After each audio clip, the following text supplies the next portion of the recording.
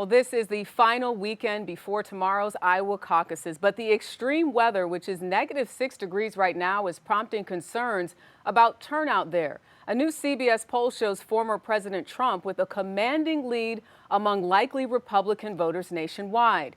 CBS's Robert Costa is in Des Moines with more. Robert, good evening to you.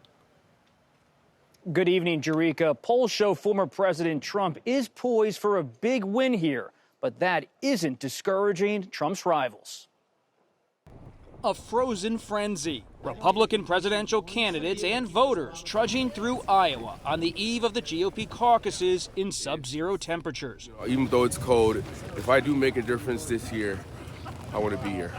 Don't complain about what happens in a general election if you don't play in this caucus.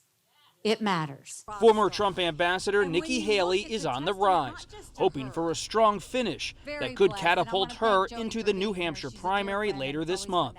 In Dubuque, Florida Governor Ron DeSantis urged his supporters to show up.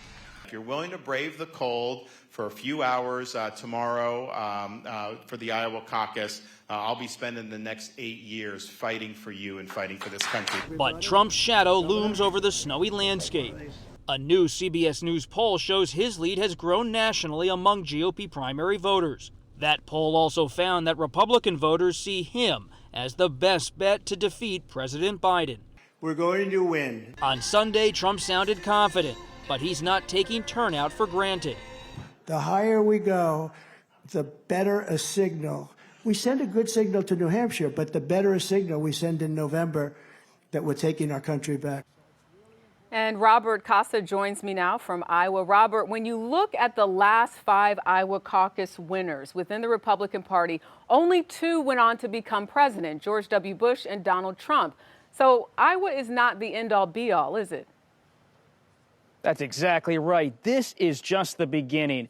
And Nikki Haley especially is looking to New Hampshire as a place where if she comes out of Iowa with a pretty strong showing, she could maybe even get an upset there. And some of the biggest Republican donors in the country tell me behind the scenes that they're ready to pour millions behind her candidacy if she starts to show some momentum.